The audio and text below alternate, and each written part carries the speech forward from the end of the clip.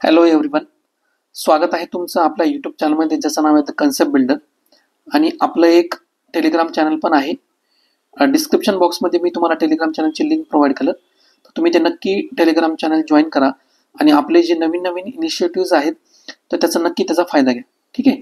तर आपला जो मेन आजचा आर्टिकल आहे हा आपली जी सिरीज आहे the art of answer writing याच्यामधला पार्ट 3 आहे. ठीक आहे. म्हणजे how to write effective and strong conclusion. याच्या आधीचे जे दोन पार्ट आहेत with respect to the introduction आणि मेन बॉडी पार्ट, तर हे आपण काय केलेले आहेत त्याचे व्हिडिओ ऑलरेडी यूट्यूब चॅनलवर प्रोव्हाइड केलेले आहेत. त्याची सुद्धा लिंक मी तुम्हाला ह्या व्हिडिओच्या डिस्क्रिप्शन बॉक्समध्ये प्रोव्हाइड करेल, तर ते सुद्धा नक्की बघा. त्याच्यामुळे तुम्हाला काय होईल माहिती आहे का, इंट्रोडक्शन लिहिण्यासाठीचा नवीन पर्स्पेक्टिव्ह आणि मेन बॉडी पार्ट्समध्ये स्टुडंट जे कॉमन मिस्टेक्स वगैरे करतात तर त्या आपण कशा अवॉइड करू शकतो याच्या रिलेटेड सुद्धा तुम्हाला काय मिळेल, एक नवीन पर्स्पेक्टिव्ह त्या ठिकाणी मिळेल. ठीक आहे. पर्टिक्युलरली हा आपला जो थर्ड पार्ट आहे with respect to the writing strong and effective conclusion, तर आन्सर रायटिंगमध्ये फ्रॉम GS1 टू GS4. ठीक आहे. तर याच्यामध्ये आपण एक तर कन्क्लुजन आणि दुसरा पार्ट आहे वे फॉरवर्डचा. तर हा कशा प्रकारे चांगल्या पद्धतीने लिहू शकतो, म्हणजे जनरली असं म्हटलं जातं मराठीमध्ये, शेवट गोड तर सर्वच गोड. ठीक आहे. तर त्यामुळे आपला जो हा कन्क्लुजन आहे, म्हणजे बेसिकली कन्क्लुजन म्हणजे काय की त्याला आपण निष्कर्ष किंवा शेवट असं म्हणतो. ठीक आहे. म्हणून काय म्हटलं जातं की शेवट गोड तर सर्वच गोड. मग हा सुद्धा तुमचा ऑदरचे पार्ट आहेत आन्सर रायटिंगचे, इंट्रोडक्शन, मेन बॉडी पार्ट आणि कन्क्लुजन. तर हा सुद्धा काय करतो की तुमचं एक इंडिव्हिज्युअल ओपिनियन या ठिकाणी प्रोव्हाइड केलं जातं. म्हणजे फॉर एक्झाम्पल एखादा इश्यू आहे, त्या इश्यूच्या रिलेटेड जे काही डायमेन्शन्स वगैरे असतील किंवा पर्स्पेक्टिव्ह वगैरे असतील तर ते सगळे जे स्टुडंट आहेत ना ते सगळे स्टुडंट सेम लिहितील. डिफरन्शिएट कुठं करतं माहिती आहे का, ज्यावेळेस तुम्ही कन्क्लुजन लिहितात तर त्यावेळेस काय करतं की ते डिफरन्शिएट करतं की तुमचा आन्सर बाकीच्या स्टुडंटपेक्षा कसं वेगळं आहे.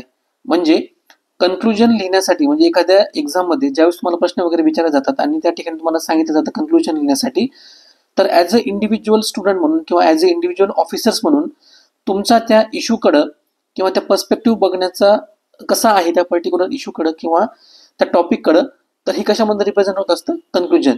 त्यामुळं हा एक सिग्निफिकंट पार्ट आहे तुमच्या आन्सर रायटिंगमध्ये, ज्याच्यामुळं जनरली कधी कधी काय होतं माहिती आहे का की +1 मार्क किंवा -1 मार्क जे आहे ना ते ऑटोमॅटिकली एक्झामिनर्स जे असतात तर ते काय करतात त्या ठिकाणी आन्सरच्या शेवटी त्या ठिकाणी देतात. ठीक आहे.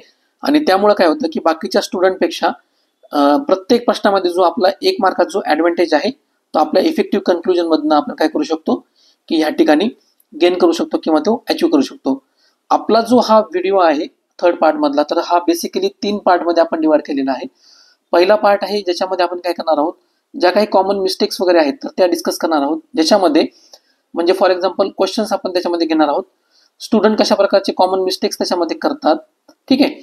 आणि त्यानंतर याला एक बेटर अप्रोच समजा कशा प्रकारचा असू शकतो किंवा बेटर कन्क्लुजन कशा प्रकारे प्रोव्हाइड केलं जाऊ शकतं, तर ते आपण त्याच्यामध्ये डिस्कस करणार आहोत. त्यानंतर दुसरा पार्ट याच्यामध्ये असणार आहे की डिफरंट अप्रोच जे आहेत, म्हणजे फॉर एक्झाम्पल आपले जे GSचे पेपर आहेत GS1 टू GS4, तर याच्यामध्ये फॉर एक्झाम्पल हिस्ट्रीसाठी स्पेसिफिकली कशा प्रकारचं कन्क्लुजन हे बेस्ट किंवा इफेक्टिव्ह राहील. त्यानंतर जिओग्राफी किंवा सोसायटीचा जर विचार केला तर कशा प्रकारे जिओग्राफी आणि एन्व्हायरमेंटचा जर विचार केला तर बेस्ट अप्रोच कशा प्रकारचा राहील. सिमिलरली सोसायटीचा पार्ट म्हणा किंवा जो आपला GS2 मधला गव्हर्नन्सचा जो पार्ट आहे तर ह्या पर्टिक्युलर पार्टला कशा प्रकारचं कन्क्लुजन इफेक्टिव्ह राहील, तर हे आपण काय करणार आहोत, हे सेकंड पार्टमध्ये जे डिफरंट अप्रोचेस वगैरे आहेत तर त्याच्यामध्ये डिस्कस करणार आहोत. आणि आपला जो थर्ड पार्ट आहे ज्याच्यामध्ये कॉमन फिटफॉल्स जे असतील, म्हणजे फॉर एक्झाम्पल स्टुडंटनी जनरली काय करायला पाहिजे, म्हणजे फॉर एक्झाम्पल प्रिसाईज आणि टू द पॉईंट कन्क्लुजन लिहायला पाहिजे किंवा त्याची जी लेंथ आहे कन्क्लुजनची ही मिनिमम किंवा मॅक्झिमम किती वर्ड्समध्ये असली पाहिजे. अशा प्रकारचे जे काही कॉमन गोष्टी वगैरे आहेत आपण हे व्हिडिओच्या एंडला डिस्कस करणार आहोत. ठीक आहे. पहिल्या पार्ट करूया ज्याचं नाव आहे की कॉमन मिस्टेक्स. तर पहिली स्टुडंट कॉमन मिस्टेक्स काय करतात कन्क्लुजन लिहिताना, की जे कन्क्लुजन समजा म्हणजे क्वेश्चनच्या रिलेटेड कन्क्लुजन विचारलेलं आहे तर ते न लिहिता काय करतात माहितीये का, वेग किंवा जनरली कन्क्लुजन याच्यामध्ये प्रोव्हाइड केलं जातं. ठीक आहे. आता फॉर एक्झाम्पल इथं क्वेश्चन्स बघूया. क्वेश्चन्स काय सांगतं, म्हणजे क्वेश्चन्स कशावर फोकस करतं, significance of democracy in nations overall development. ठीक आहे. तर कन्क्लुजनचा जो काही पार्ट आहे तर हा सुद्धा याच्यामध्ये रिप्रेझेंट झाला पाहिजे आन्सर रायटिंग मध्ये. आणि दुसरा याच्यामध्ये पार्ट काय विचारला आहे, discuss the key challenges it face and suggest measures. ठीक आहे, to safeguard the democratic institution and its value. तर बेसिकली जर आपण बघितलं तर याच्यामध्ये आपल्याला एक गोष्ट लक्षात येते, तर हे काय सांगितलेलं आहे की डेमोक्रेसीच्या रिलेटेड हा क्वेश्चन्स विचारलेला आहे. ठीक आहे, आता स्टुडंट काय करतात माहिती आहे का, जनरली वेग किंवा जनरिक कन्क्लुजन म्हणजे काय की याच्यामध्ये आन्सर म्हणजे जे क्वेश्चन्स आहेत त्याच्यामध्येच काय करतात, वर्ड्स जे आहेत ते रिपीटेड करतात without adding any significant value.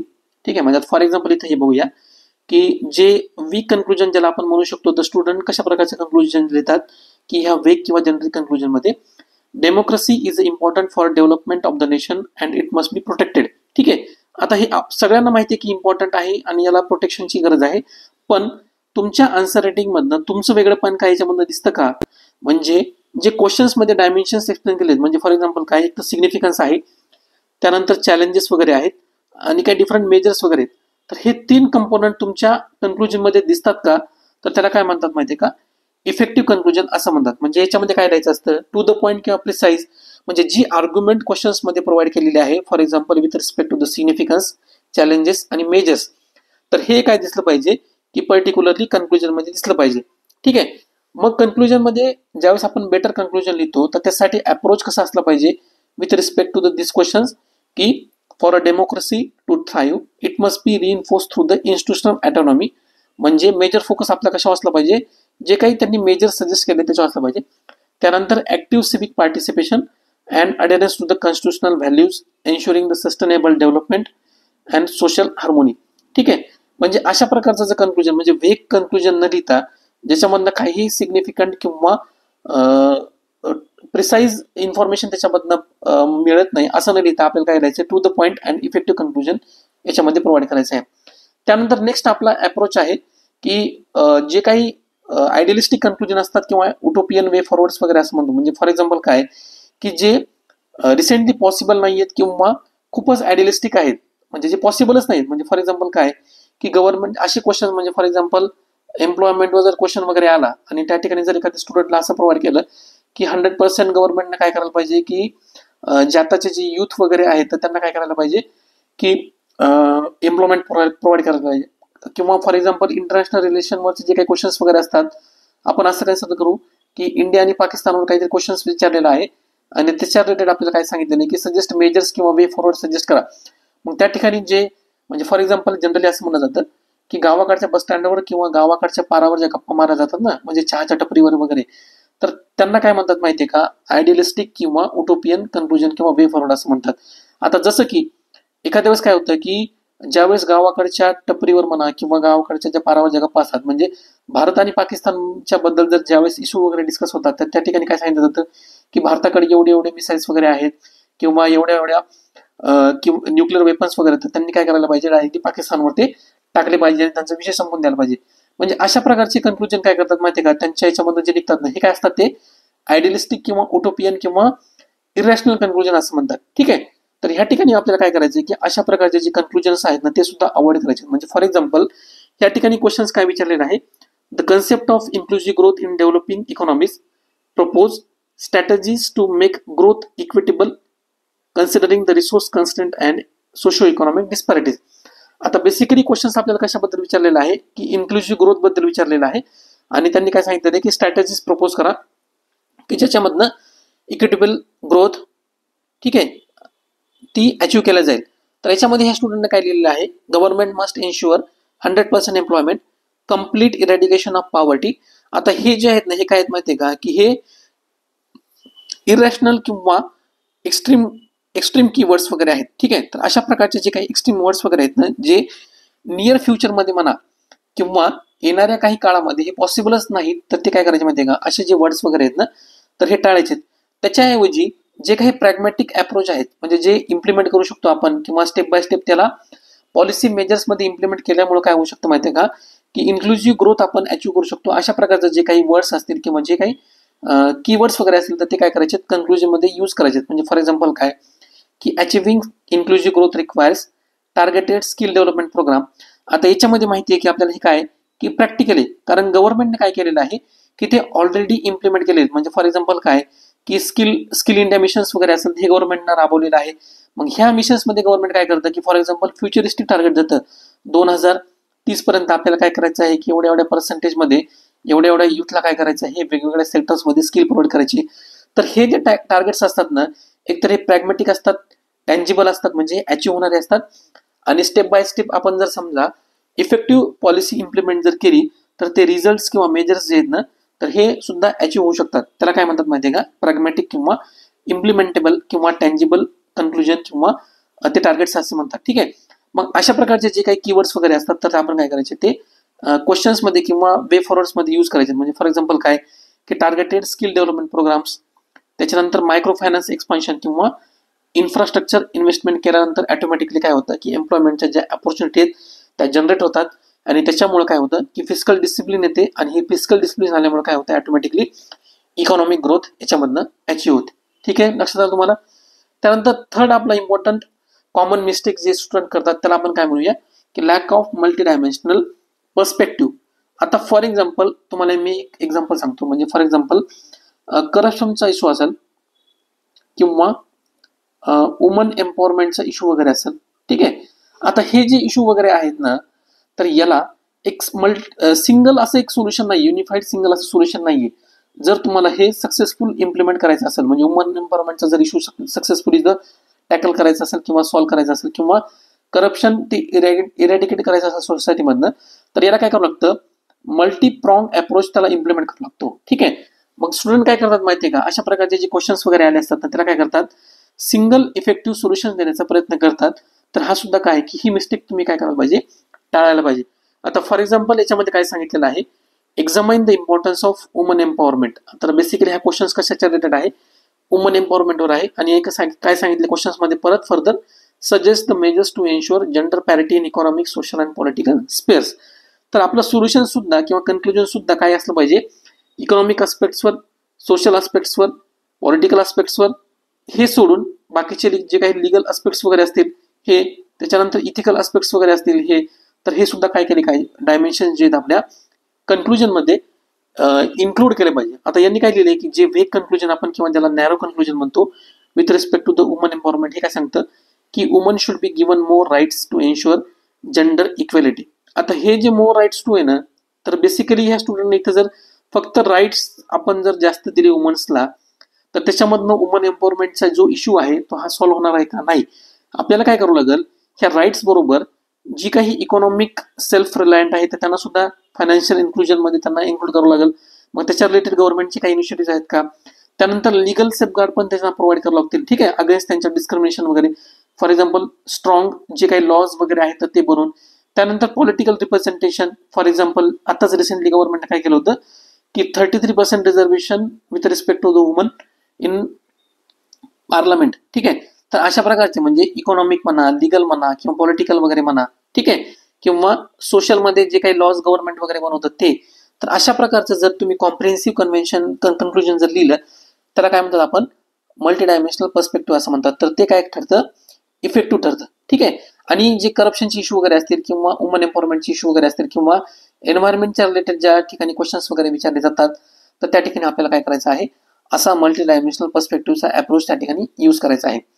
त्यानंतर नेक्स्ट कॉमन मिस्टेक स्टुडंट काय करतात की contradicting to the main answer. म्हणजे फॉर एक्झाम्पल क्वेश्चन एकतरी काहीतरी विचारलेलं आहे आणि स्टुडंट काय करतात की दुसरंच त्या ठिकाणी काहीतरी विचारतात. म्हणजे आता फॉर एक्झाम्पल आता ह्या ठिकाणी क्वेश्चन्समध्ये काय विचारले, critically analyse capital punishment serve as a effective deterrent to the crime. स्टुडंटनं कन्क्लुजनमध्ये काय लिहिलं आहे, while capital punishment has its drawback it remains the best way to deter crime. आता बेसिकली अशा प्रकारचे जे काही एक्स्ट्रीम क्वेश्चन्स वगैरे असतात किंवा गव्हर्नमेंटच्या पॉलिसीज वगैरे असतात तर त्या ठिकाणी आपल्याला काय करायचं असतं की डायरेक्टली गव्हर्नमेंटच्या पॉलिसीजला हार्श क्रिटिसिझम प्रोव्हाइड करायचं नसतं. आणि ज्यावेळेस आपण वे फॉरवर्ड किंवा कन्क्लुजन त्या ठिकाणी प्रोव्हाइड करत असतो तर ते निगेटिव्ह प्रोव्हाइड करायचं नसतं. म्हणजे फॉर एक्झाम्पल काय की ऑलरेडी हा जो क्वेश्चन्स आहे ना की हा निगेटिव्ह क्वेश्चन्स आहे. ठीक आहे. म्हणजे कॅपिटल पनिशमेंटचा जो इश्यू आहे हा सोसायटीच्या पर्स्पेक्टिव्हनं काय आहे किंवा डिटरन्सच्या पर्स्पेक्टिव्हनं काय आहे की निगेटिव्ह कन्सेप्ट आहे. कारण आपलं जे इंडियाचं जे स्टेट आहे ना ते काय की वेलफेअर स्टेट आहे. ठीक आहे. आणि सुप्रीम कोर्टनं प्रत्येक वेळेस काय सांगितलेलं आहे, त्यांनी जे जजमेंट वगैरे पास केलेले आहेत तर त्या जजमेंट सुद्धा आपल्याला काय कळतं माहितीये का की हे जी पनिशमेंट आहे कॅपिटल पनिशमेंट, तर ही काय म्हणते का एक रिट्रिब्युटिव्ह जस्टिसची एक सिस्टीम आहे, तर ती काय केली पाहिजे, क्वॉश केली पाहिजे किंवा ती थांबवली पाहिजे. ठीक आहे.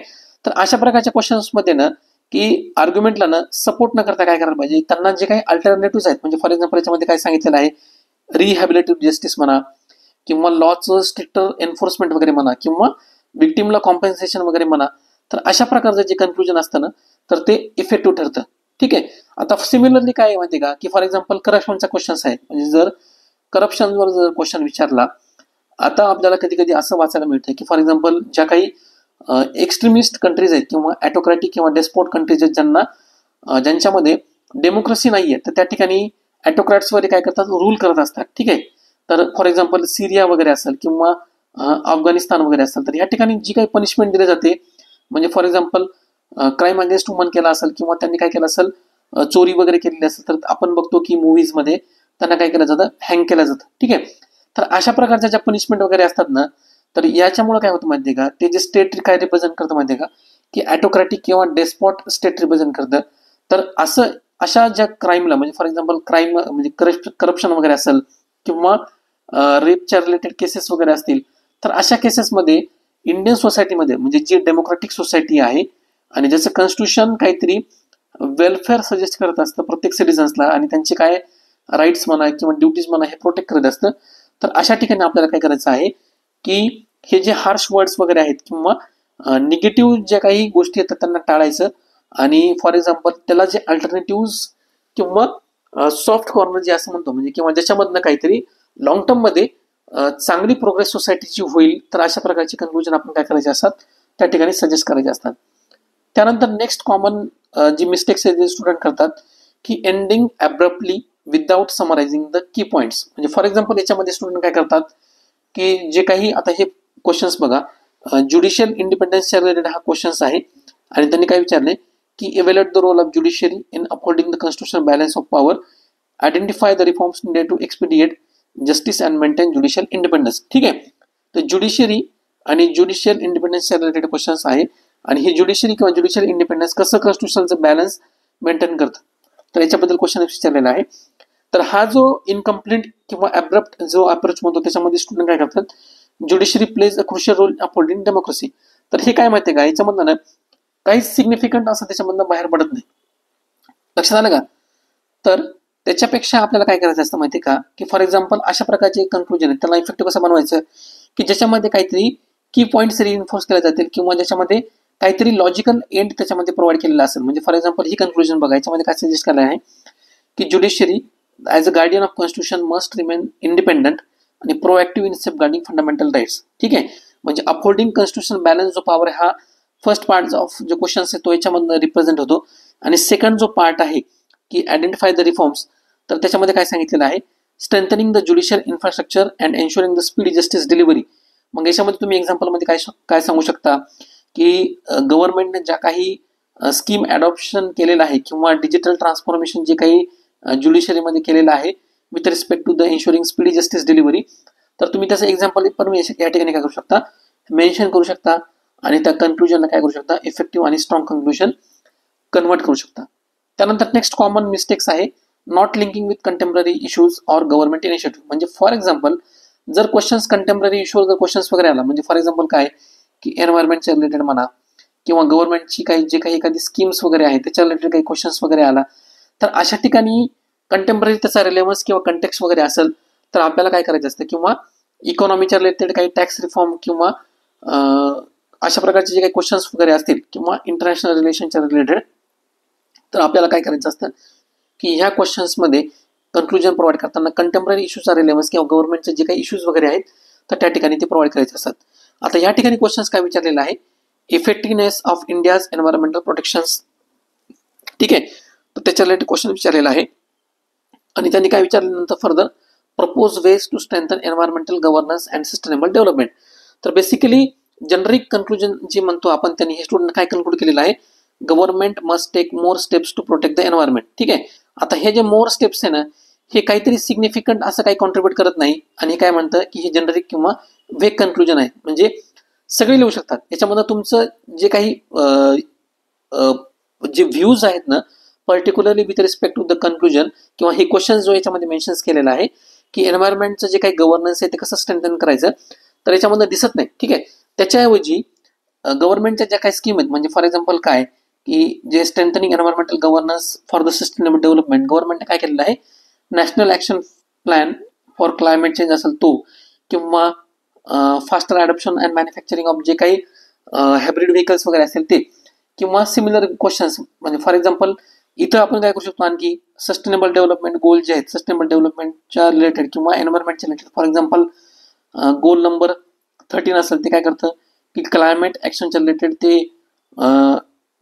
सांगत असतं, म्हणजे कशा प्रकारे आपण क्लायमेट ॲक्शन करू शकतो. त्यानंतर सस्टेनेबल डेव्हलपमेंट गोल 14 जे ते काय रिप्रेझेंट करतं, लाईफ बिलो वॉटर रिप्रेझेंट करतं. सिमिलरली सस्टेनेबल डेव्हलपमेंट गोल 15 हे काय करतं, लाईफ ऑन लँड. तर अशा प्रकारचे तुम्ही काय करू शकता, sustainable development goal with respect to the environment जे आहेत तर ते सुद्धा काय करू शकता अलॉंग विथ गव्हर्नमेंटचे इनिशिएटिव्ह. तर ह्या इंटरनॅशनल गोल्स जे आहेत त्याला सुद्धा तुम्ही काय करू शकता, कनेक्ट करू शकता आणि ते कन्क्लुजन इफेक्टिव्ह बनवू शकता.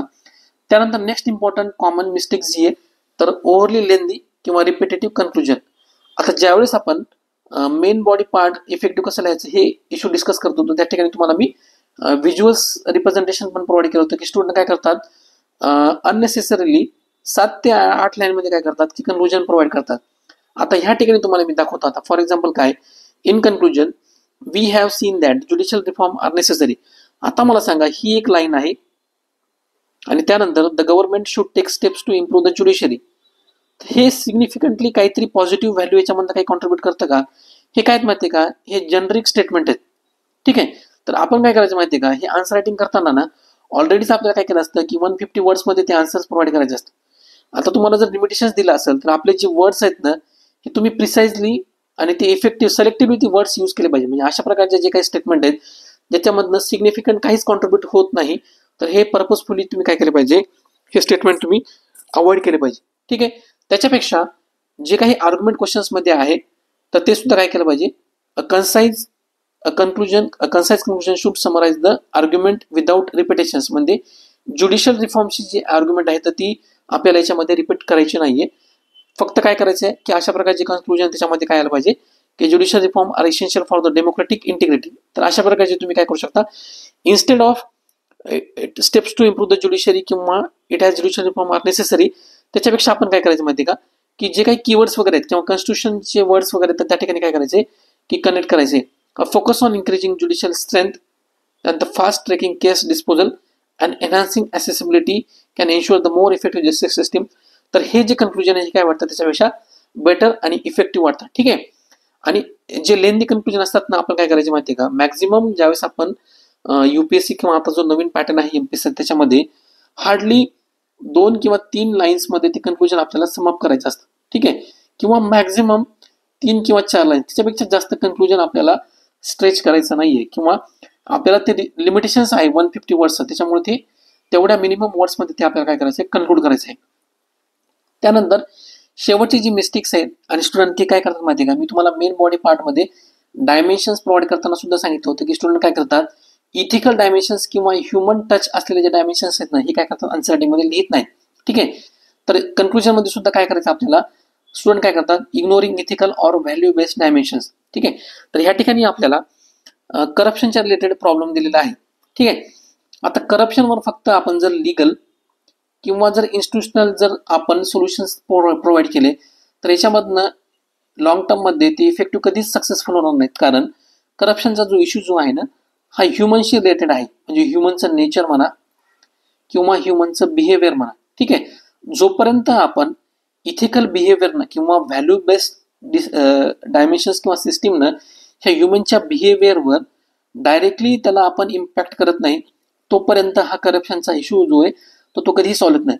दुसरं जर एक्झाम्पल आपण जर बघायचं म्हणलं तर स्वच्छ भारत मिशन म्हणा किंवा बेटी बचाव बेटी पढाव हे जे इनिशिएटिव्ह आहेत ना, पर्पजफुली ह्या इनिशिएटिव्हला सक्सेसफुल होण्यासाठी नज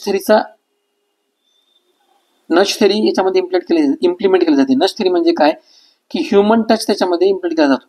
ठीक आहे, तर ह्युमन टच म्हणजे काय की अवेअरनेस करणं म्हणा किंवा याच्यामधनं आपले जे फॅमिलीमध्ये जे मेंबर्स वगैरे तर त्याला कशा प्रकारे समजा की हार्म्स वगैरे होऊ शकतात, तर याला काय म्हणतात माहिती आहे का, ह्युमन टच किंवा इथिकल किंवा व्हॅल्यू बेस्ड डायमेन्शन्स असं प्रोव्हाइड करणं असं म्हणतात. ठीक आहे.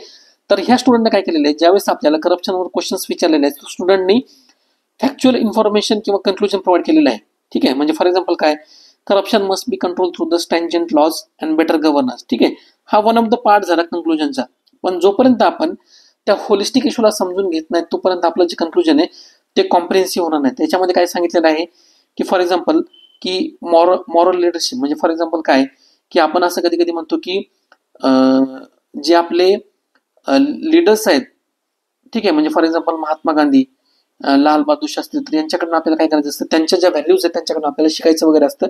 तर सिमिलरली अशा प्रकारच्या इश्यूमध्ये आपल्याला काय करायचं असतं की मॉरल लिडरशिप म्हणा किंवा सिटीजन एंगेज जोपर्यंत होत नाही तोपर्यंत अशा प्रकारचे इश्यूज आहेत ते सॉल्व्ह होत नाहीत. त्याच्यामध्ये काय सांगितलेले, tackling corruption requires not only the legal and institutional measures, हे तर गरजेचे आहेत.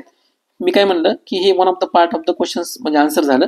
But also fostering culture of ethical governance, transparency and public accountability, हे सुद्धा काय माहिती आहे का, तेवढेच इम्पॉर्टंट आहेत. जोपर्यंत ह्या दोन्ही गोष्टी एकत्र येत नाहीत तोपर्यंत काय की करप्शनचा इश्यू आपण सॉल्व्ह करू शकत नाही.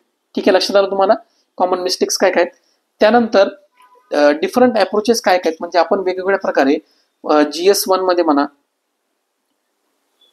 GS1 त्याच्यामधला हिस्ट्रीचा जो पार्ट असेल तो, त्यानंतर सोसायटीचा पार्ट, जॉग्राफीच्या पार्टसाठी, त्यानंतर GS2 मध्ये गव्हर्नन्स, परत सोशलचा पार्ट येतो. ठीक आहे, म्हणजे सेल्फ हेल्प ग्रुप वगैरे येतात, त्यानंतर पॉवर्टी. तर अशा प्रकारच्या वेगवेगळ्या टॉपिकसाठी किंवा जे काही कॉमन टॉपिक्स आहेत, म्हणजे फॉर एक्झाम्पल जॉग्राफी आणि एन्व्हायरमेंटसाठी सोसायटी GS1 मधनं आणि GS2 मधनं गव्हर्नन्स किंवा सोशल जस्टिसचा जो पार्ट आहे त्याला आपण इफेक्टिव्ह कन्क्लुजन कसं प्रोव्हाइड करू शकतो ते आपण बघूयात.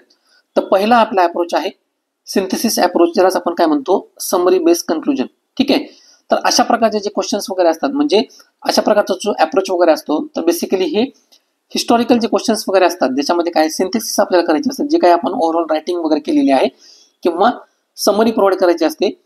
तर हिस्ट्रीचे जे काही स्पेशल क्वेश्चन्स वगैरे असतात किंवा जे काही कन्सेप्च्युअल क्वेश्चन्स वगैरे असतात, ठीक आहे, म्हणजे फॉर एक्झाम्पल फायनान्शियल इन्क्लुजन्सच्या रिलेटेड समजा हा एक दुसरा एक क्वेश्चन्स आहे, किंवा ॲनालिटिकल जे क्वेश्चन्स वगैरे असतात त्या ठिकाणी आपल्याला काय करायचं असतं, सिंथेसिस बेस्ड अप्रोच जो आहे ना, तर तो आपल्याला प्रोव्हाइड करायचा असतो.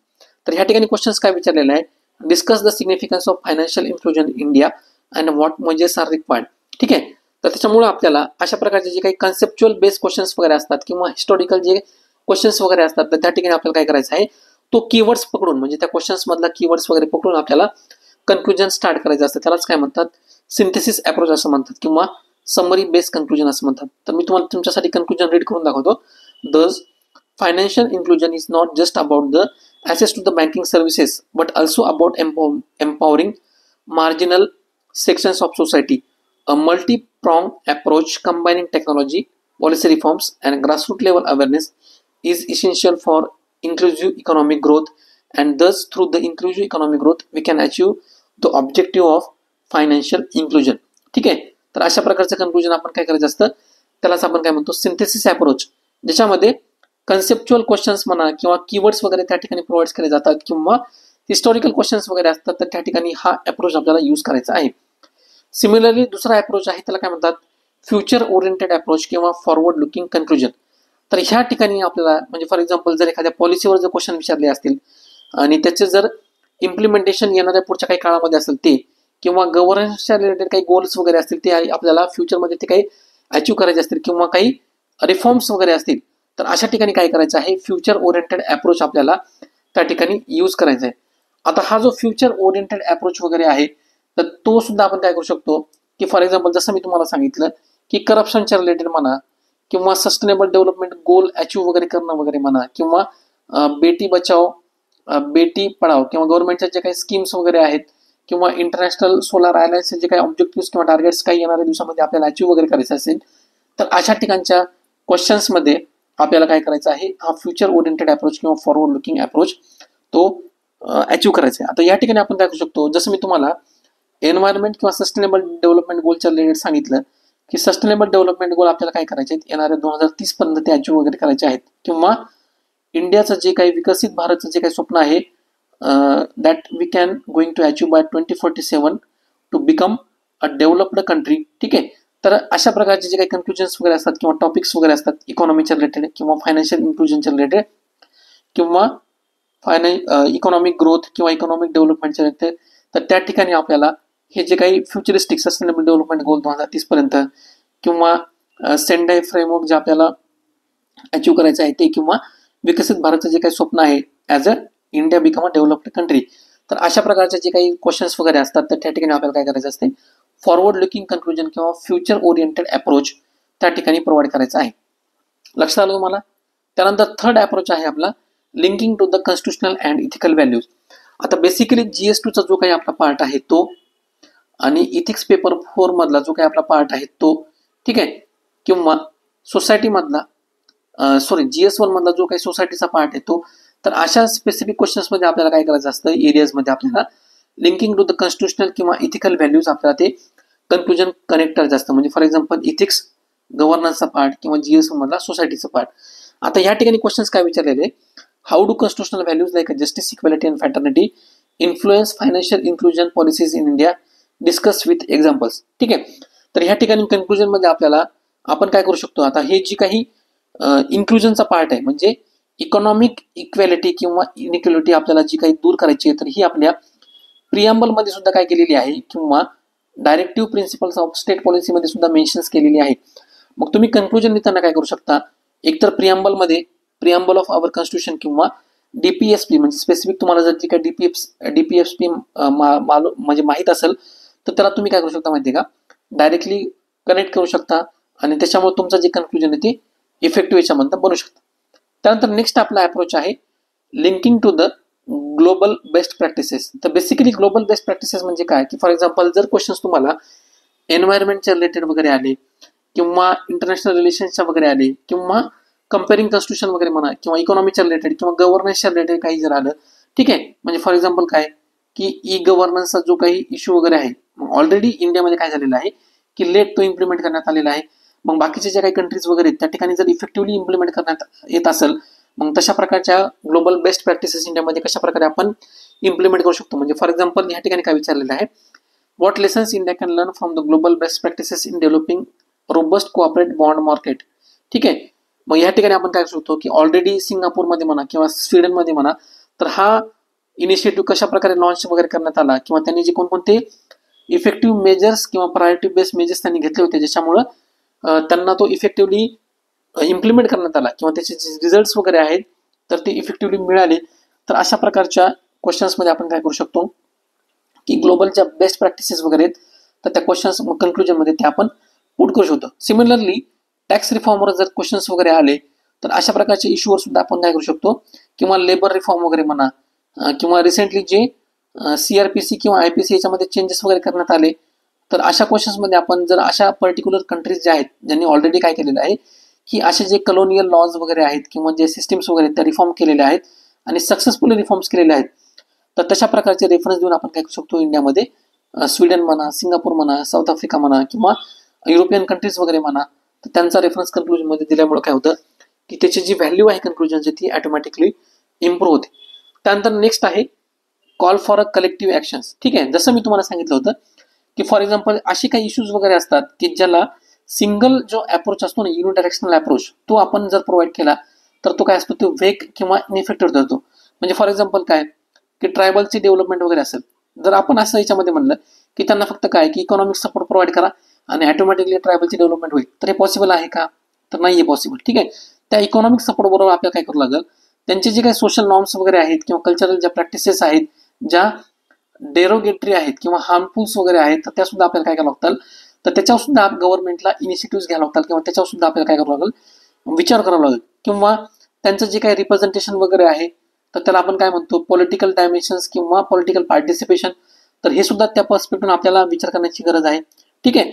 सिमिलरली जे काही समजा म्हणजे फॉर एक्झाम्पल वुमन एम्पॉवरमेंटच्या रिलेटेड इश्यू वगैरे असेल किंवा करप्शनच्या रिलेटेड इश्यू वगैरे असेल, तर ज्या ठिकाणी असे जे इश्यूज वगैरे असतात किंवा ज्युडिशियल रिफॉर्म, तर सिंगल जे इनिशिएटिव्ह आहे किंवा सिंगल जो अप्रोच आहे जो इनइफेक्टिव्ह ठरतो त्या ठिकाणी आपल्याला काय करायचं असतं, कलेक्टिव्ह म्हणजे ज्या ठिकाणी गव्हर्नमेंट पण काम करतं, प्रायव्हेट सेक्टर पण काम करतं किंवा सोसायटी पण काम करतं. ठीक आहे, म्हणजे फॉर एक्झाम्पल एज्युकेशनच्या रिलेटेड गव्हर्नमेंट पण काम करतं, त्यानंतर सेल्फ हेल्प ग्रुप पण काम करत असतं किंवा थ्रू कॉर्पोरेट सोशल रिस्पॉन्सिबिलिटी हे प्रायव्हेट सेक्टर पण काम करत असतं. ठीक आहे, अशा प्रकारचे जे काही थीम्स वगैरे असतील म्हणजे सोशल थीम्स असतील किंवा गव्हर्नन्स असेल किंवा इकॉनॉमिक पॉलिसीच्या रिलेटेड वगैरे असतील, तर त्या ठिकाणी आपल्याला काय करायचं आहे, हे कलेक्टिव्ह ऍक्शनवालं कन्क्लुजन त्या ठिकाणी प्रोव्हाइड करायचं आहे. ठीक आहे, अशा प्रकारचे जे काही कन्क्लुजन्स वगैरे असतात ते सोसायटीच्या पार्टमध्ये गव्हर्नन्स, इकॉनॉमी, एन्व्हायरमेंट म्हणा किंवा इंटरनल सिक्युरिटी वगैरे म्हणा किंवा डिझास्टर मॅनेजमेंट वगैरे म्हणा, तर त्या ठिकाणी आपल्याला काय करायचे असतात, इम्प्लिमेंट करायचे असतात. आता तुम्हाला मागच्या जे स्लाइडमध्ये मी तुम्हाला ग्लोबल बेस्ट प्रॅक्टिसेस वगैरे सांगितलं होतं, तर सिमिलरली हा जो अप्रोच आहे तर आपण काय करू शकतो की डिझास्टर मॅनेजमेंट करताना आपण कोणकोणत्या ग्लोबल प्रॅक्टिसेस एन्श्योर करू शकतो, तर ते सुद्धा आपण काय करू शकतो, तशा प्रकारचं जे कन्क्लुजन आहे तर डिझास्टर मॅनेजमेंटच्या टॉपिकला आपण ते कनेक्ट करू शकतो. ठीक आहे, लक्षात आलं तुम्हाला.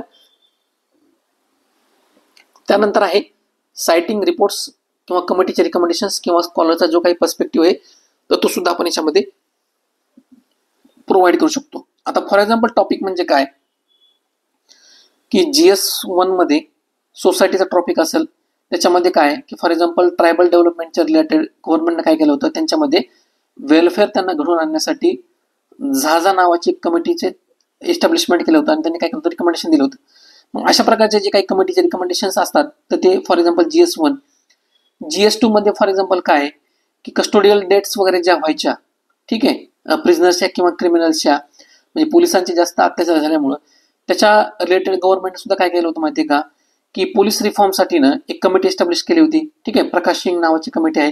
तर अशा प्रकारच्या ज्या काही कमिटी वगैरे असतात किंवा सोसायटीमध्ये कशा प्रकारे रिफॉर्म्स वगैरे घडवून आणायचे किंवा जे पब्लिक डिस्ट्रीब्युशन सिस्टीम आहे ज्याच्यामधून आपण काय करतो माहिती का, गरीब लोकांपर्यंत अन्नधान्य वगैरे पोहोचवतो, तर याच्यामध्ये सुद्धा काही रिफॉर्म्स करण्यासाठी किंवा ते रोबस्टली इम्प्लिमेंट करण्यासाठी किंवा ते जे काही लिकेज वगैरे येतात ते टाळण्यासाठी कमिटीचे रिकमेंडेशन वगैरे असतात किंवा एन्व्हायरमेंटल इम्पॅक्ट असेसमेंट म्हणा किंवा इको सेन्सिटिव्ह झोन्स वगैरे जे आहेत त्याच्या रिलेटेड रंगराजन कमिटी असेल किंवा माधव गाडगीळ कमिटी वगैरे असेल तर यांचे रिकमेंडेशन्स वगैरे, तर असे जे टॉपिक्स वगैरे असतात तर आपल्याला काय करायचे की आपल्या GS1 to GS4 मध्ये ते आयडेंटिफाय करायचे आहेत आणि पर्टिक्युलरली जे काही कन्क्लुजन्स मी तुम्हाला सांगितलं हे पर्टिक्युलर कुठं कुठं लागू होऊ शकतं, तर अशा प्रकारचे कन्क्लुजन आपण काय करू शकतो त्याला अप्लाय करू शकतो. म्हणजे फॉर एक्झाम्पल इकॉनॉमी रिलेटेड काही जे काही रिफॉर्म्स वगैरे असतील, ठीक आहे, म्हणजे बँकिंगच्या रिलेटेड जे काही रिफॉर्म्स वगैरे असतील ते सुद्धा तुम्ही काय करू शकता या ठिकाणी ते मेन्शन्स करू शकता. ठीक आहे, लक्षात आलं तुम्हाला. त्यानंतर नेक्स्ट आपला अप्रोच आहे बॅलन्सिंग ऑप्टिमिझम विथ रिअलिझम. ठीक आहे, आता कन्क्लुजन लिहिताना याच्यामध्ये आपल्याला काय करायचं आहे म्हणजे असे काही क्वेश्चन्स वगैरे असतात की ज्याच्या म्हणजे फॉर एक्झाम्पल काय की इंटरनॅशनलचे रिलेटेड जे टॉपिक्स वगैरे असतील किंवा अनएम्प्लॉयमेंटचा जो इश्यू वगैरे आहे, तर अशा ठिकाणी आपल्याला काय करायचं असतं की रिअलिस्टिक चेक्स पण त्या ठिकाणी प्रोव्हाइड करायचा असतो आणि ऑप्टिमिझम म्हणजे फ्युचरचे जे काही टार्गेट्स वगैरे येतात ते सुद्धा त्या ठिकाणी प्रोव्हाइड वगैरे करायचं असतं. म्हणजे फॉर एक्झाम्पल या ठिकाणी आपल्याला जर IRच्या रिलेटेड क्वेश्चन्स वगैरे विचारला, म्हणजे फॉर एक्झाम्पल इंडिया आणि पाकिस्तानच्या रिलेटेड आपल्याला जर विचारलं की वे फॉरवर्ड लिहा किंवा काही मेजर्स वगैरे, तर त्या ठिकाणी आपण कन्क्लुजन देताना आपल्याला काय करावं लागतं माहिती का, एकतर त्या इश्यू बद्दल रियालिटी पण आपल्याला त्या ठिकाणी प्रोव्हाइड करावं लागते आणि दुसरं काय की असं नाही की तो इश्यू सॉल्व्ह होणार नाही, फ्युचरमध्ये जे काही पॉझिटिव्ह किंवा प्रोएक्टिव्ह मेजर्स वगैरे घेतले तो सुद्धा काय आपल्याला ऑप्टिमिझम किंवा पॉझिटिव्ह आउटलुक सुद्धा आहे ना, तो सुद्धा आपल्याला काय करावं लागतो त्या ठिकाणी प्रोव्हाइड करायचा असतो. फॉर एक्झाम्पल करप्शनचा इश्यू आहे, नियर फ्युचरमध्ये जर बघितलं म्हणजे येणाऱ्या 2 किंवा 3 वर्षामध्ये आपण जर बघितलं गव्हर्नमेंटचे सगळे मेजर्स जर इम्प्लिमेंट केले तरी तो इश्यू सॉल्व्ह होणारा नाहीये. मग अशा याच्यामध्ये आपल्याला काय करायचं असतं, थोडंसं ऑप्टिमिस्टिक किंवा पॉझिटिव्ह आउटलुक सुद्धा फ्युचरमध्ये म्हणजे येणाऱ्या 10 ते 15 वर्षामध्ये जर आपण करप्शन ऍटलिस्ट 20% किंवा 30% जरी कमी करू शकलो तर हे काय रिप्रेझेंट करतं, पॉझिटिव्ह आउटलुक किंवा ऑप्टिमिझम रिप्रेझेंट करतं with respect to the realism. ठीक आहे, तर मग हे जे काही टॉपिक्स वगैरे आहेत तर अशा प्रकारच्या म्हणजे इंटरनॅशनल रिलेशन वगैरे असेल किंवा सोसायटीमधला पार्ट्स वगैरे असेल तर त्या ठिकाणी आपल्याला काय करायचे असतात की अशा प्रकारचे कन्क्लुजन जे तर ते प्रोव्हाइड करायचे असतात. त्यानंतर नेक्स्ट आपला टाईप आहे using keywords from the questions, त्यालाच काय म्हणतो सर्क्युलर अप्रोच असं म्हणतो. आता फॉर एक्झाम्पल कन्क्लुजन म्हणजे फॉर एक्झाम्पल क्वेश्चन्स काय विचारलाय की फायनान्शियल स्टॅबिलिटी जो क्वेश्चन्स वगैरे विचारलेला असेल आणि इकॉनॉमिक स्टॅबिलिटी म्हणा, तर अशा प्रकारचे जे काही कीवर्ड्स वगैरे असतात तर हे डेलिबरेटली आन्सर रायटिंगमध्ये यूज करणं म्हणजे फॉर एक्झाम्पल काय फिस्कल पॉलिसी वगैरे म्हणा, त्यानंतर इकॉनॉमिक स्टॅबिलिटी वगैरे म्हणा किंवा ग्रोथ अँड सस्टेनेबिलिटी अशा प्रकारचे जे काही कीवर्ड्स वगैरे आहेत तर ते यूज करणं त्यालाच काय म्हणतात सर्क्युलर अप्रोच किंवा using keywords from the questions असं पण असं म्हणतात. म्हणजे फॉर एक्झाम्पल एन्व्हायरमेंटल इम्पॅक्ट असेसमेंटवर क्वेश्चन वगैरे आला किंवा सस्टेनेबल डेव्हलपमेंट जर क्वेश्चन्स वगैरे आला तर आपल्याला काय करायचं असतं ते कीवर्ड्स म्हणजे फॉर किंवा गव्हर्नन्स किंवा ई गव्हर्नन्स जर क्वेश्चन्स वगैरे आला ठीक आहे वुमन एम्पॉवरमेंट म्हणा तर अशा प्रकारच्या क्वेश्चन्समध्ये आपण काय करू शकतो की सर्क्युलर अप्रोच किंवा keyword based approach most probably किंवा प्रेफरेबली GS3 इकॉनॉमीच्या रिलेटेड जो काही पर्टिक्युलर पार्ट आहे तर त्याच्यामध्ये हा सर्क्युलर अप्रोच आपण यूज करायचा असतो. ठीक आहे. त्यानंतर नेक्स्ट आहे शॉर्ट कोट्स किंवा कोटेशन ज्याला आपण म्हणतो ते एकदम प्रिसाइज आणि टू द इफेक्टिव्ह असले पाहिजे. म्हणजे फॉर एक्झाम्पल इथिक्सचे किंवा जे काही फिलॉसॉफिकल क्वेश्चन्स वगैरे असतात ज्यावेळेस आपण ते क्वेश्चन्स वगैरे लिहितो कॉन्स्टिट्युशनल मॉरलिटी वगैरे म्हणा तर अशा प्रकारच्या क्वेश्चन्समध्ये आपण काय करू शकतो की कोटेशनचा यूज किंवा कोट्स जे आहेत म्हणजे फॉर एक्झाम्पल प्रॉमिनंट जे काही रिफॉर्मर्स वगैरे होते तर त्यांचे जे काही सिग्निफिकंट कोटेशन असतील म्हणजे for example Martin Luther king झालं त्यानंतर डॉक्टर BR आंबेडकर वगैरे झाले हे त्यानंतर महात्मा गांधी झालं अब्राहम लिंकन किंवा थॉमस जेफरसन ठीक आहे तर अशा प्रकारचे कोटेशन्स वर जे त्यावर काय करू शकतो इफेक्टिव्हली यूज करू शकतो. आणि most preferably in ethics in governance and philosophical questions जे तर अशा क्वेश्चन्समध्ये आपल्याला काय करायचं आहे या कोटेशन्सचा यूज करायचा आहे. जर तुम्हाला ॲक्युरेटली ते कोटेशन जर माहीत असेल तर त्यावेळेस काय करा अशा प्रकारच्या क्वेश्चन्समध्ये ते कोटेशन्स यूज करण्याचा प्रयत्न करा. ठीक आहे. त्यानंतर लास्ट आपला टॉपिक आहे जो किंवा जर आपण काय म्हणूया की अप्रोच आहे effective way to write conclusion त्याला काय म्हणूया आपण पॉलिसी ओरिएंटेड वे फॉरवर्ड. ठीक आहे. आता ज्या ठिकाणी समजा म्हणजे फॉर एक्झाम्पल करप्शन असेल किंवा ई गव्हर्नन्सच्या रिलेटेड रिफॉर्म्स वगैरे असेल काही किंवा स्कीम वगैरे दिले असतील किंवा काही क्वेश्चन्समध्ये चॅलेंजेस वगैरे मेन्शन्स केलेले असतील तर अशा प्रकारच्या क्वेश्चन्समध्ये आपल्याला काय करायचं असतं की as a in part of conclusion आपल्याला वे फॉरवर्ड सजेस्ट करायचं असतं. ठीक आहे. वे फॉरवर्ड सजेस्ट करायचं असतं म्हणजे ज्या वेळेस तुम्हाला क्वेश्चन्समध्ये चॅलेंज मेन्शन्स केलेल्या आहेत किंवा तुम्ही ज्यावेळेस क्वेश्चन्समध्ये चॅलेंज लिहिता चॅलेंजेस आपण म्हणजे लगेच चॅलेंजेस लिहिल्यानंतर तुम्हाला काय करायचं असतं वे फॉरवर्ड त्या ठिकाणी मेन्शन्स करायचे असतात. आता for example way forward mentions करताना तुम्ही काय करू शकता सिमिलरली मल्टीप्रॉंग अप्रोच यूज करू शकता. आता या ठिकाणी काय आहे की क्रेडिट सिस्टीमवर तुम्हाला काय विचारलेलं आहे क्रेडिट सिस्टीम इन इंडिया त्याच्या रिलेटेड क्वेश्चन्स वगैरे विचारलेले आहे.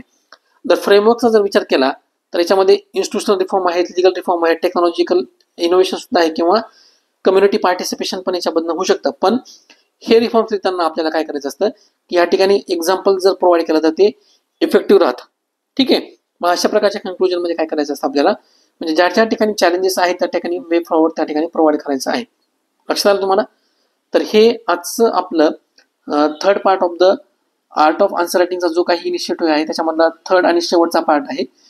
येणाऱ्या काही दिवसामध्ये आपण काय करूया फ्रीमध्ये आन्सर रायटिंगचे सेशन्स जे आहेत म्हणजे त्याचे जे व्हिडिओज आहेत म्हणजे with respect to the PYQ आपण याच्यामध्ये काय करणार आहोत प्रिव्हियस इयर क्वेश्चन्स पेपर घेणार आहोत. म्हणजे for example Mandela GS1 ट्यूजडेला GS2 वेनेसडेला GS3 परत थर्सडेला GS4 म्हणजे इथिक्सचा जो पार्ट आहे तर अशा प्रकारचे एक दोन क्वेश्चन्स घेऊन आपण काय करूया की प्रॅक्टिकली हे आन्सर कशा प्रकारचे लिहायचे असतात म्हणजे इंट्रोडक्शन कसं लिहायचं असतं त्यानंतर त्याला अल्टरनेटिव्ह एक दोन इंट्रोडक्शन आपण कशा प्रकारे लिहू शकतो मेन बॉडी पार्टमध्ये कशा प्रकारचे डायमेन्शन्स वगैरे आहेत किंवा इफेक्टिव्ह कन्क्लुजन त्याच्यामधनं कशा लिहू शकतो. आता बेसिकली हा आन्सर रायटिंगचा टॉपिक कसा आहे जेव्हा म्हणजे तुम्ही जोपर्यंत डेलिबरेटली डेली बेसिसवर त्याला प्रॅक्टिस वगैरे करत नाही तोपर्यंत तुम्हाला ती आन्सर रायटिंग त्याची टू द पॉईंट किंवा इफेक्टिव्ह आन्सर रायटिंग जे आपण म्हणतो ना तर ती आन्सर रायटिंग होतच नाही. ठीक आहे. त्याच्यासाठी तुम्हाला काय करावं लागतं डेली बेसिसवर तुम्हाला ती प्रॅक्टिस करावं लागते म्हणजे करावं लागते. ठीक आहे. तुम्हाला जर आपलं हे व्हिडिओ एक्सप्लेनेशन जर आवडलं असेल तर नक्की तुमच्या मित्राबरोबर शेअर करा आपल्या चॅनलला लाईक करा. आपलं टेलिग्राम चॅनल पण आहे ज्याची लिंक तुम्हाला मी ह्या व्हिडिओच्या डिस्क्रिप्शन बॉक्समध्ये प्रोव्हाइड करेन तर टेलिग्राम चॅनलला सुद्धा जॉईन करा आणि जास्तीत जास्त तुमच्या मित्राबरोबर शेअर करण्याचा प्रयत्न करा. आणि आपला जो तुम्हाला फ्री इनिशिएटिव्ह आहे with respect to the answer writing daily answer writing मी काही दिवसातच येणार आहे काही दिवसामध्ये तो स्टार्ट करेल. मग आपण त्याच्यामधनं काय करूया की प्रॅक्टिकली जे काही PYQs वगैरे आहेत ते सॉल्व्ह करण्याचा प्रयत्न करूया. ठीक आहे. तर जास्तीत जास्त मुलांना प्लीज शेअर करा आणि आपल्या टेलिग्राम चॅनलला सुद्धा जॉईन करा. आणि जे काही आपले डिफरंट इनिशिएटिव्ह वगैरे आहेत म्हणजे येणाऱ्या मेन्सच्या पर्स्पेक्टिव्हनं म्हणजे MPSCचा जो काही डिस्क्रिप्टिव्ह पॅटर्न झालेला आहे तर त्याच्या रिलेटेड आपण डिफरंट इनिशिएटिव्ह त्या ठिकाणी कॅरी आउट करतो. म्हणजे फॉर एक्झाम्पल कमिटीचे रिपोर्ट्स वगैरे असतील ते, त्यानंतर जे इंटरनॅशनल ऑर्गनायझेशन त्यांचे जे काही रिकमेंडेशन किंवा रिपोर्ट्स वगैरे असतील ते, ठीक आहे, किंवा कोटेशन्स वगैरे असतील तर ते इफेक्टिव्हली कसं आन्सर रायटिंगमध्ये यूज करायचं. तर अशा प्रकारचा डेली रेडीमेड नोट्स नावाचा इनिशिएटिव्ह आहे. तर त्यामुळे सुद्धा काय होतं माहिती आहे का, तुमच्या आन्सर रायटिंगमध्ये तुम्हाला एकतर टू द पॉईंट इन्फॉर्मेशन किंवा नॉलेज त्याच्यामधनं प्राप्त होतं. आणि दुसरी गोष्ट, जे काही इश्यूज वगैरे असतील तर ते इफेक्टिव्हली, म्हणजे फॉर एक्झाम्पल आपल्या GS1 मध्ये सिमिलर टॉपिक आपण कशा प्रकारे यूज करू शकतो, त्यामधली जी काही रिमेनिंग इन्फॉर्मेशन आहे ते GS2 मध्ये, GS3 मध्ये आणि GS4 मध्ये किंवा एसएच्या पेपरमध्ये किंवा आपल्या ऑप्शनलच्या पेपरमध्ये आपण ती इफेक्टिव्हली, म्हणजे याचा मोठं काय आहे की minimum information to use maximally with respect to GS1, 2, 3, 4 essay and optional. ठीक आहे. तर या ठिकाणी आपली ही जी सिरीज ही संपलेली आहे. Thank you so much.